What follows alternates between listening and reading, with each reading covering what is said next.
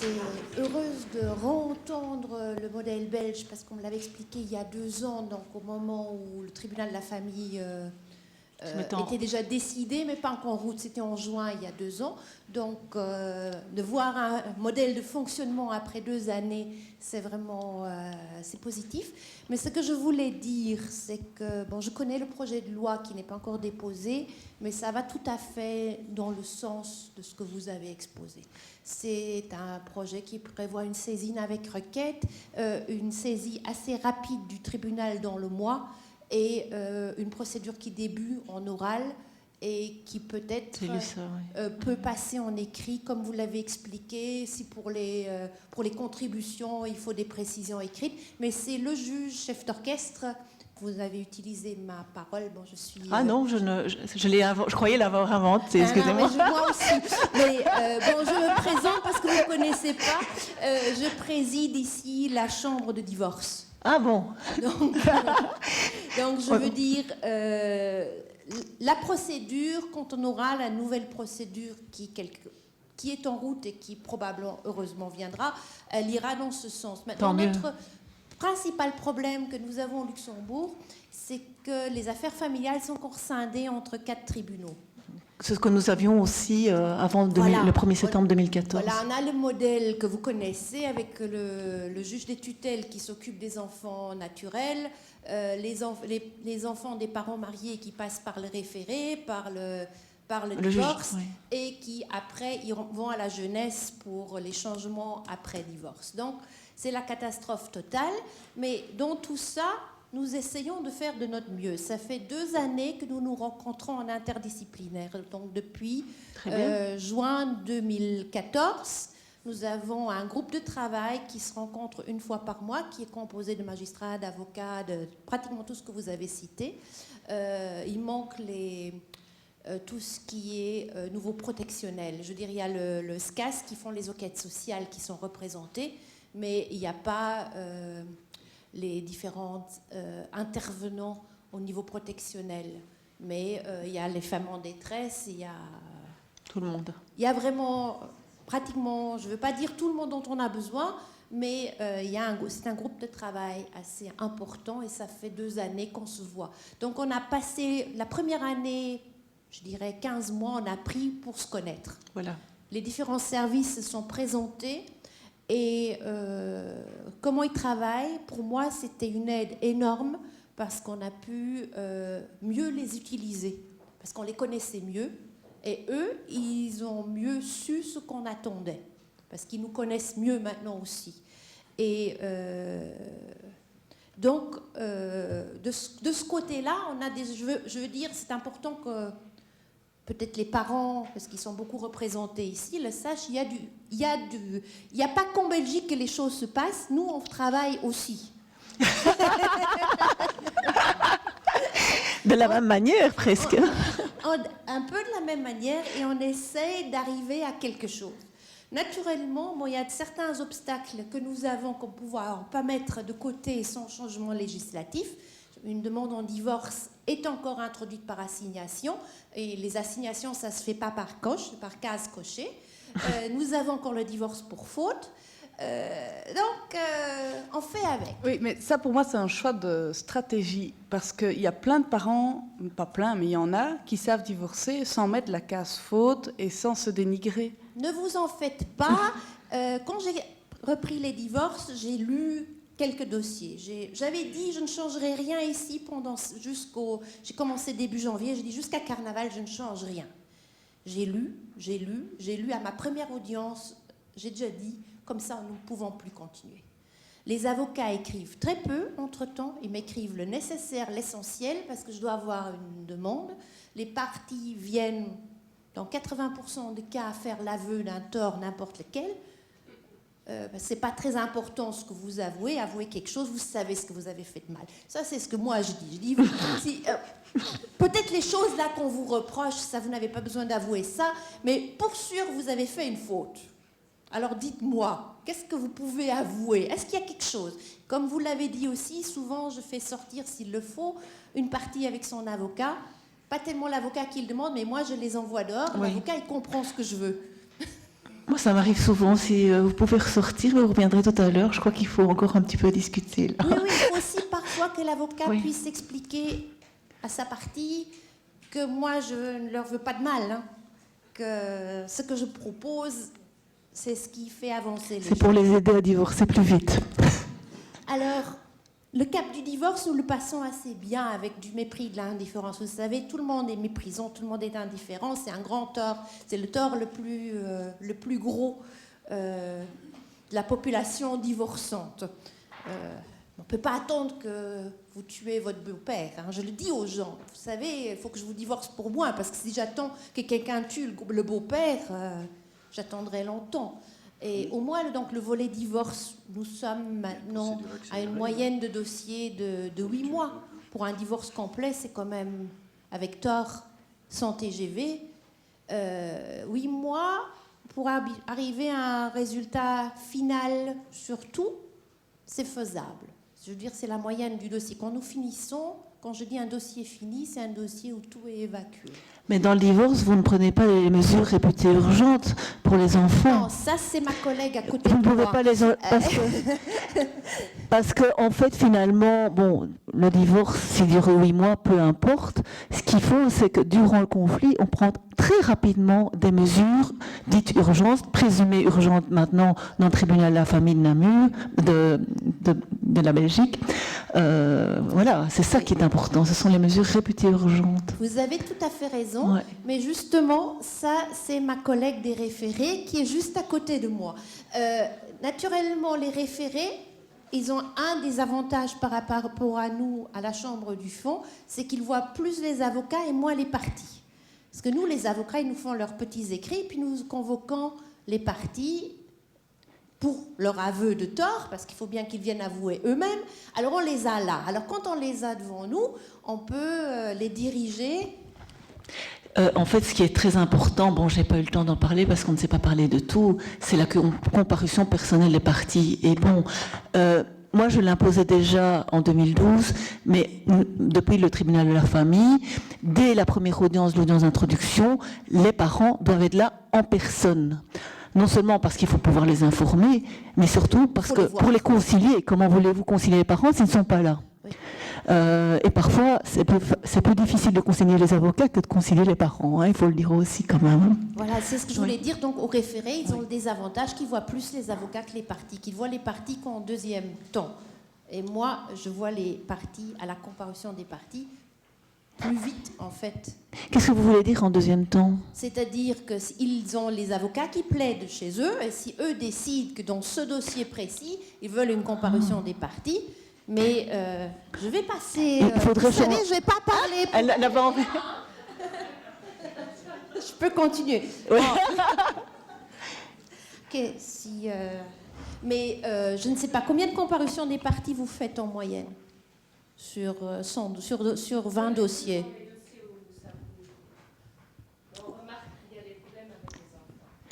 Le problème, c'est que si vous n'avez pas les parents devant vous, vous ne savez pas les conscientiser et les responsabiliser, parce que le modèle de Cochem, c'est responsabiliser les parents. Mais pour ça, comme j'ai déjà expliqué à une autre... Et ça, il faudrait changer ça. Vous savez, la comparution personnelle des parties, c'est vraiment important. Oui. Le principal avantage de Luxembourg, c'est qu'on est petit. Alors, comme j'ai dit, pour aller aux toilettes, je dois passer devant les bureaux des juges des référés.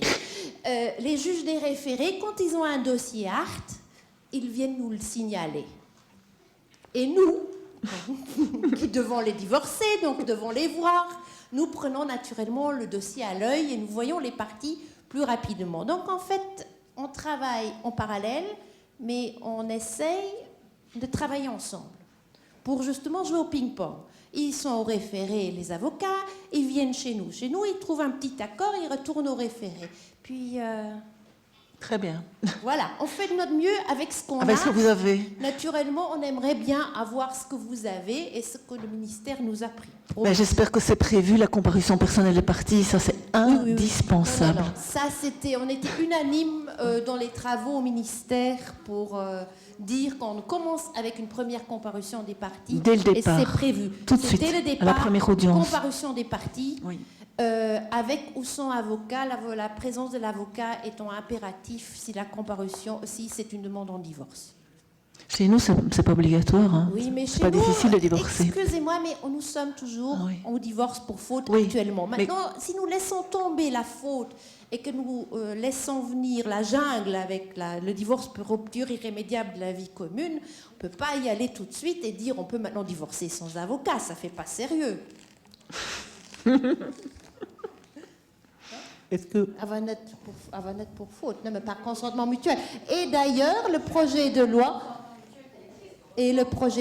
prévoit que le divorce par consentement mutuel ne peut plus se faire sans l'assistance d'un avocat. C'est pas moi qui l'ai... Le consentement mutuel actuel peut se faire sans avocat, mais ne pourra plus se faire... Il ne pourra plus. Non. C'est un retour en arrière, ça. Je crois que ce qui est important dans ce modèle, c'est que tous les acteurs, avocats, juges, experts, etc., jouent le jeu, de dire on n'accepte plus, c'est normal, c'est comme ça, on n'en peut rien. Et on change chacun notre casquette, ça impose les réunions interdisciplinaires où chacun, on se dit, bon voilà, où est le problème, la lenteur, où est le problème, enfin voilà, et on les cite selon la culture du pays ou de la ville. Et puis on trouve des solutions qui sont de dire, si l'avocat dit à son client, il n'y a pas de divorce pour faute, moi je ne le dépose pas, c'est consentement mutuel, ou même par rapport aux enfants, ça prend 6 mois, il y aura cette réalité-là, mais si entre avocats, enfin tout le monde après, il y a des moyens en dehors de la législation déjà, mais la législation est vraiment un message symbolique important pour moi, mais en dehors de ça, il y a toujours moyen de faire mieux, quoi.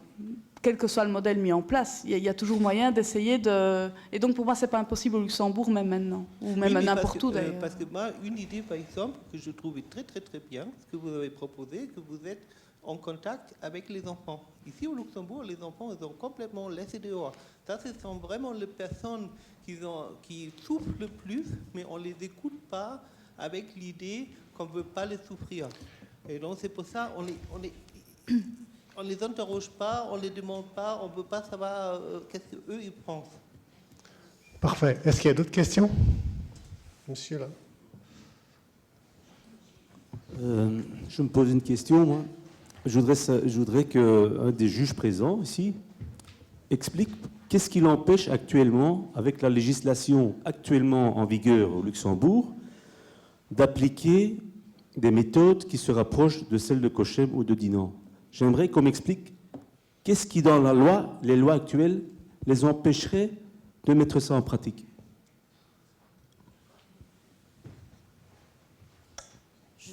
Je veux dire, ce qui nous empêche. Ça marche. Ça fonctionne. Ce qui, pour l'instant, nous empêche, c'est que nous ne sommes...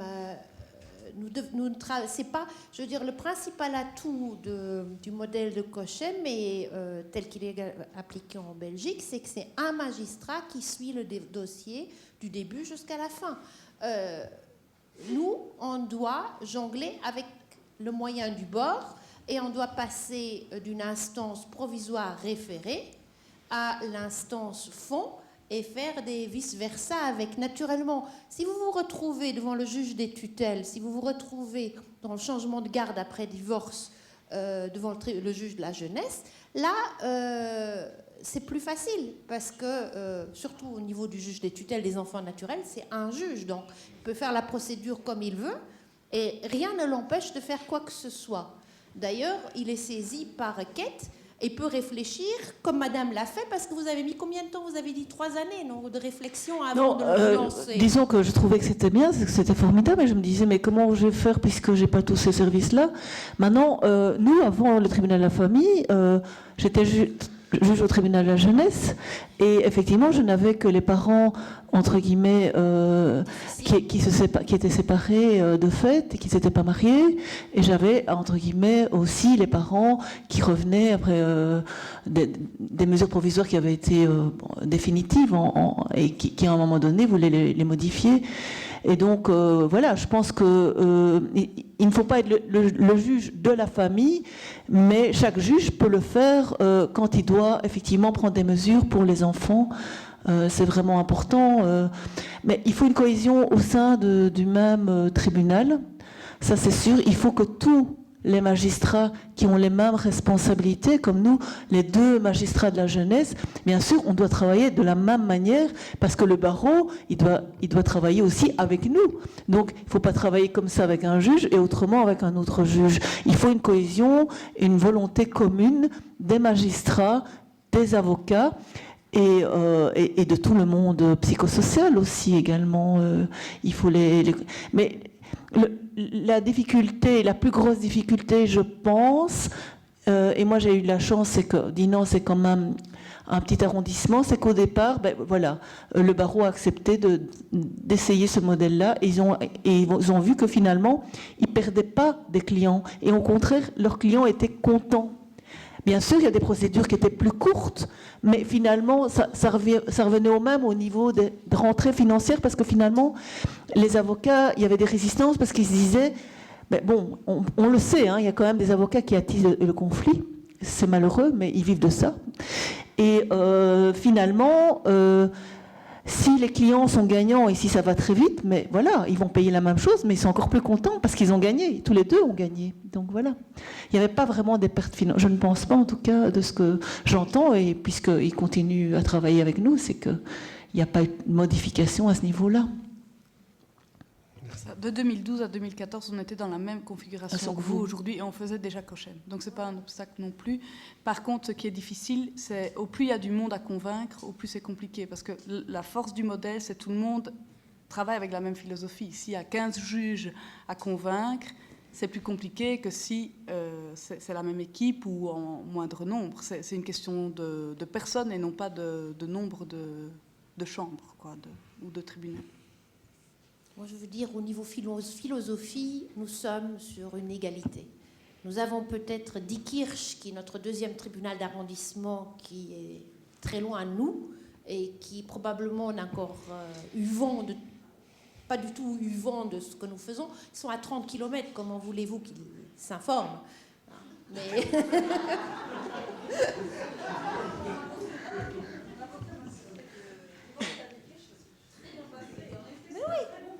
Mais oui, je ne veux pas dire que c'est mauvais, mais je dis que dans notre travail interdisciplinaire, on n'a pas encore intégré Diekirch, ce qui est peut-être une erreur.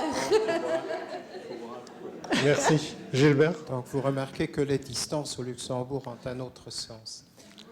Je voulais vous poser une question par rapport au protectionnel. Quelle est l'interface que vous établissez avec ce niveau-là? Parce que quand vous rencontrez les familles et les parents, ce n'est pas le début de la guerre, mais souvent ils viennent et c'est la continuation de la guerre. Et donc si au départ il y a déjà eu des conflits avec des insinuations de maltraitance, il y a eu ici aussi au Luxembourg il y a des années toute une vague d'accusations d'abus sexuels, ce qui a causé un tort énorme à la détection de vrais cas d'abus sexuels. Donc à ce moment-là, comment est-ce que vous procédez? J'ai bien compris ce que vous avez expliqué, mais quand il y a une suspicion... C'est vrai qu'il y a certains dossiers où il y a des suspicions d'abus, que ce soit par un beau-père, un grand frère, un demi-frère. Alors, dans ces dossiers-là, de toute façon, le parquet est présent. En Belgique, je ne sais pas comment ça va au Luxembourg, tout de suite on réagit en faisant une audition vidéo filmée de l'enfant, et il y a une psychologue qui est présente. Alors c'est vrai que la procédure d'instruction en général effectivement est confidentielle, mais par le parquet quand même, on a un minimum d'informations verbales pour nous permettre de dire, tiens, la psychologue dit c'est hautement probable que les faits ont été, qu'il y a eu des faits sur l'enfant, ou c'est peu probable, etc. Donc en fonction déjà des informations qu'on a de l'audition vidéo filmée par l'enfant, on peut prendre des mesures. Quand il y a une suspicion d'abus, c'est vrai que le parent est normalement... enfin, il est innocent jusqu'à ce qu'on l'ait déclaré coupable, et donc on peut mettre en place, on joue à la prudence, mais on n'empêche pas un parent d'avoir un contact avec un enfant. Alors soit on prévoit un centre rencontre, ça arrive dans certains dossiers où je propose au père ou au beau-père, ou que puisque ça se passe chez la mère, ben que le droit s'exerce chez la grand-mère. J'avais un père j'avais un cas qui était intéressant. C'était le grand-père qui était soupçonné d'abus sur l'enfant, le grand-père paternel. Et donc j'avais dit au père, écoutez, on n'a rien à vous reprocher, simplement on vous demande de ne plus mettre en contact l'enfant avec son grand-père pendant la procédure d'instruction. Et c'était très dur pour ce père-là de refuser la présentation de l'enfant. Donc effectivement, ce sont des dossiers où on est extrêmement vigilant, où on recadre et on met des... Et s'il y a le moins de danger, l'avocat de la maman, qu'est-ce qu'elle fait? Elle m'écrit, je refixe, et on prévoit d'autres modalités s'il y a eu un contact, malgré l'interdiction de contact prévue dans le dispositif, par exemple. Mais donc, on joue naturellement... On protège l'enfant, ça c'est quand même l'objectif principal, c'est protéger l'enfant, pas le parent, mais le parent est adulte, même si c'est des allégations gratuites. Mais bien entendu, on ne va pas nous provoquer une rupture de lien alors que c'est vers là qu'on veut nous amener, on va dire ça comme ça. Donc on a quand même les centres de rencontre. Moi je trouve que c'est en attendant que la procédure avance, quoi. Et alors souvent... Je demande au parquet d'essayer d'activer la procédure correctionnelle, parce que bon, quand on a une bonne entente entre nous, il y a des dossiers où je dis il faudrait quand même activer, parce que c'est très embêtant cette situation où nous-mêmes on ne sait pas quoi faire. Mais c'est pas nécessairement des dossiers qui vont être protectionnalisés. Je rebondis parce que il n'est pas établi encore que l'enfant est en danger tant que l'un ou l'autre n'est pas déclaré coupable de ces faits-là, effectivement. Mais donc, je parlais d'abus, mais ça peut être aussi que, je ne sais pas, le père dit que la mère est alcoolique, qu'elle ne soigne pas ses enfants, donc toutes ces histoires-là. Ces histoires-là, voilà, des parents alcooliques, il y a beaucoup de papas et de mamans alcooliques. Oui, ça c'est mon quotidien. Je dis non, c'est dans une région assez pauvre et ça arrive quand même assez fréquemment. Donc on met des balises. Donc on dit aux parents, bon voilà, c'est une maladie, elle se soigne, mais il faut vous soigner. Et nous, il n'est pas question de mettre l'enfant en danger. Même si on est pour ménager le lien, c'est que votre enfant, il souffre de vous voir comme ça. Il souffre de ne pas voir maman en train de dormir toute l'après-midi dans son canapé parce qu'elle a bu trop de vin. Il souffre. Donc, il faut trouver des solutions. Donc, voilà. On en trouve avec l'aide des avocats, du parquet, on trouve des solutions. Mais bon, c'est notre quotidien. Et ce n'est pas nécessairement des dossiers qui sont protectionnalisés. Voilà. Parce que, d'abord, chez nous, la procédure, c'est soit on demande de l'aide, soit le parquet estime qu'il faut mettre en route la procédure protectionnelle. Mais ce n'est pas nous qui la mettons en route. Voilà. Dans ces dossiers-là, le rôle de l'avocat est vraiment primordial parce qu'en amont, lorsqu'il a un parent qui dénonce, attention, maman, la mère boit ou le père boit, on dit, est-ce que vous, en tant que parent, vous êtes vraiment inquiet pour l'intégrité physique de votre enfant? Si oui, on va au protectionnel. Il y a un peu et alors là, les parents, non, c'est pas à ce point-là. Ça permet déjà de juger jusqu'à quel point il est inquiet. Et s'il est à ce point inquiet, entre avocats, on dit, écoutez, voilà, moi j'ai des allégations, des craintes en tout cas énormes d'un parent envers l'autre pour des risques de l'alcoolémie, c'est le plus facile. Et donc je demande à mon confrère si son client est d'accord de fournir des prises de sang qui objectivisent directement le débat. Et on n'est pas dans une logique de... le mauvais père, la mauvaise mère est en train de boire, est alcoolique. Non, on objectivise. Est-ce que médicalement l'alcoolémie est reconnue, oui ou non? Et entre avocats, il n'y aura jamais, ni par écrit, parce qu'on ne peut plus, mais ni oralement, un propos qui est dénigrant ou qui retirerait la responsabilité ou la place du parent sous prétexte qu'il y aurait une difficulté de cet ordre.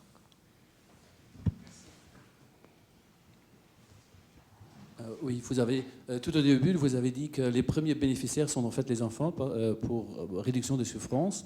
Peut-être, est-ce que vous pourriez peut-être brièvement esquisser les améliorations concrètes que ce modèle, ensemble avec l'introduction du tribunal de la famille, en tant que fourni au niveau des droits de l'enfant et du droit d'audition, par exemple, ou bien donc comment cette nouvelle approche améliore la justice pour être mieux adaptée en fait aux mineurs là. Oui, tu peux. Il y a déjà le souci de formation, qui est vraiment donc, le fait que chaque profession ne reste pas clivée dans sa discipline. Juriste, le droit, on ouvre déjà les portes à beaucoup plus de connaissances sur le développement de l'enfant. Donc chaque professionnel, que ce soit magistrat ou avocat, ou peu importe, a la conscience des réalités de l'enfant. Ça, c'est la première chose. Une deuxième chose très concrète est cette audition de l'enfant, pour laquelle il y a encore énormément de débats en Belgique, comment la rendre plus adéquate, dont on disait on les éloigne pour les préserver. Ici, on demande comment faire en sorte qu'ils soient là, mais sans les utiliser dans le débat. Une des plus grandes avancées du modèle pour le respect de l'enfant, c'est que dans le moment vraiment chaotique où rien ne fonctionne, on met le cadre qui fait qu'on trouve un mode de fonctionnement pendant le dysfonctionnement. Ce n'est pas un accord, ce n'est pas un truc... on met le cadre de... on va aider papa et maman à ce que tu saches en tout cas où tu vas dormir, le temps de, et puis la prochaine audience, c'était l'endroit. Et donc, il y a un peu une sécurité de cadre et une garantie qu'en tout cas, ni l'État politique, ni l'État dans son pouvoir judiciaire ne va être la cause, à l'initiative de la douleur de l'enfant, par des procédures... Et aussi la rapidité avec laquelle on va mettre un cadre, parce qu'effectivement, quand bien même il n'y a pas d'accord, il y a un cadre provisionnel, mais il y en a un. Parce qu'effectivement, les enfants doivent savoir, et puis il faut plus discuter pour savoir. Il ne faut pas s'arracher les enfants, quoi, finalement. Et donc, s'il y a un cadre, on sait, ben voilà, vendredi, samedi, dimanche chez papa, en attendant, et le reste des jours chez maman, enfin voilà. Donc, on ne peut pas s'arranger. Alors, les enfants, bon, nous, j'estime que le ministère public qui est présent aux audiences, il est là, il est présent, c'est entre guillemets l'avocat des enfants, il est là pour défendre le droit, l'intérêt des enfants. Maintenant, il n'est plus là à 3 audiences sur 4, donc c'est un peu compliqué, mais d'un autre côté, moi, c'est vrai qu'en Belgique, il n'y a pas, il y a des avocats pour les enfants, mais en matière protectionnelle, ils sont parfois consultés en matière civile, mais dans la procédure et même dans le nouveau droit de la famille, effectivement, les enfants ne sont pas partis au conflit. Et heureusement, ils n'ont rien à porter sur leurs épaules. Et moi, je dis qu'à partir du moment où on a entendu l'enfant qui voulait être entendu, je connais la parole des enfants, j'ai un rapport d'entretien que les parties, que les parents dont ils pourraient prendre connaissance. Bon, il y a un grand débat là-dessus parce qu'effectivement... que retranscrire, que risque l'enfant? Ne risque-t-il pas des représailles d'avoir dit ceci ou dit cela? C'est pas si évident. Ça, c'est un grand débat, parce qu'il y a des parents qui sont totalement inadéquats. L'enfant il a à peine pris connaissance de l'audition, un des parents, que le lendemain, l'enfant est sanctionné, on va dire. Il y a des cris, il y a des injures, comment as-tu pu, tu m'as trahi, n'importe quoi. Donc c'est délicat. Donc tout ça fait que c'est déjà la raison pour laquelle on ne veut pas que les enfants soient partis au conflit. C'est pour ne pas qu'ils soient coincés, justement, et qu'ils donnent une position en présence des parents. Et donc, voilà, il faut jouer à la prudence avec l'audition des enfants, parce que un enfant, d'abord, en dessous de 12 ans, c'est très délicat. Ils sont facilement manipulables, et puis nous-mêmes, on n'est pas outillés non plus, on n'est pas des psychologues, et l'audition doit se faire par le magistrat. Dans la loi sur le tribunal de la famille, on ne peut pas déléguer l'audition. On ne nous a pas octroyé ce droit. Oui, on peut faire des auditions par des psychologues, mais si l'enfant demande de nous rencontrer, on doit le rencontrer. On ne peut pas refuser quand l'enfant le demande. Ça, c'est bien précisé dans le tribunal de la famille. Je ne sais pas si j'ai répondu à votre question. Encore une dernière question peut-être? Bonsoir. Merci beaucoup de vos exposés. Mon nom est Eric Schneider, je suis psychiatre, psychothérapeute et je suis porte-parole de l'association Intersexe et Transgender Luxembourg. Et ma question, bien évidemment, concerne les enfants dits trans, c'est-à-dire les enfants dont le sexe d'assignation ne correspond pas à leur ressenti sexuel. Pas sexuel, hein. Bon. Bref, très souvent, on a la situation qu'un enfant trans pourrait être, entre guillemets, la raison pour une séparation, pour un divorce. Par exemple, si la mère permet à un enfant, disons à l'âge de 6 ans, assigné à la naissance autant que garçon, qui dit « Mais maman, je suis une fille, je veux vivre autant que fille, etc. » Elle veut vivre, ou cet enfant veut vivre le rôle social autant que fille. La mère permet à cet enfant de suivre son besoin, à son besoin. Et le père dit « Non, ça ne marche pas du tout pour moi. » D'Allemagne, je connais beaucoup de cas. Il y a aussi quelques difficultés, défis, je dirais, ici. Ma question, c'est est-ce que vous avez déjà des expériences là-dessus? Et deuxièmement, si pas, qu'est-ce que vous feriez dans une telle situation? Parce que l'expertise des psychiatres, psychologues, psychothérapeutes, Astérix sont différentes. Il y a des approches qui disent « Ah oui, il faut permettre à l'enfant de vivre, de faire des expériences ». D'autres disent « Non, il faut normaliser l'enfant, le garder dans le rôle social assigné à la naissance ». Donc, quelle est votre approche? Moi, personnellement, je n'ai jamais eu de cas. Et je ne crois pas qu'à Dina, on en est. Si, je sais. C'était un de mes collègues, je pense, qui a eu une problématique comme ça. Mais moi-même, effectivement, je n'ai jamais eu le cas. Bien entendu, c'est très délicat et je dirais c'est nouveau au cas par cas parce que dans cette situation-là, il faut rencontrer l'enfant, entendre ses souffrances et voilà, et en parler aux parents et voir un petit peu quelle est la position de tes parents et voilà, moi je ne peux pas comme ça donner une idée générale parce que quelles que soient les difficultés que les enfants rencontrent, je crois que c'est au cas par cas et que c'est aux parents finalement de trouver ensemble la solution. Moi je dis souvent aux parents, vous savez, vous me laissez choisir l'école de votre enfant, mais moi je ne connais pas votre enfant. Or j'ai des convictions religieuses que vous n'avez peut-être pas, j'ai des convictions de ceci, j'ai envie qu'il fasse de l'anglais, j'ai envie qu'il fasse... Non, je ne connais pas votre enfant et c'est à vous d'aller visiter les écoles, c'est à vous de choisir. Est-ce que plus tard vous allez dire, et c'est le cas pour ce jeune ou cette jeune qui connaît ces difficultés-là, est-ce que c'est moi qui vais choisir, enfin c'est l'enfant qui le demande, mais je pense que c'est les parents qui, c'est leur enfant, c'est eux qui connaissent leur enfant. Enfin, mieux que moi, normalement, mieux que moi, et donc je pense qu'il y a certaines décisions qui n'appartiennent pas aux juges et qui appartiennent aux parents, mais il faut soutenir les parents en les mettant peut-être sur le chemin de trouver la meilleure, la moins mauvaise, on va dire peut-être ici, parce que c'est pas des situations faciles, mais je dirais que je ferais appel à un expert dans cette situation-là, hein, Michel.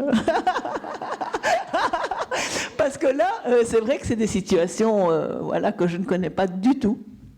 Et je ne me permettrai absolument pas de décider dans des situations enfin, je ne connais même pas quel est l'état de souffrance, mais je peux me rendre compte que ça doit être épouvantable. Et donc, oui, je ferai appel à des experts, des spécialistes, peut-être comme vous, sur la question pour apprendre et pour aider et soutenir les parents. Mais... prendre la décision à la place des parents, c'est compliqué, hein.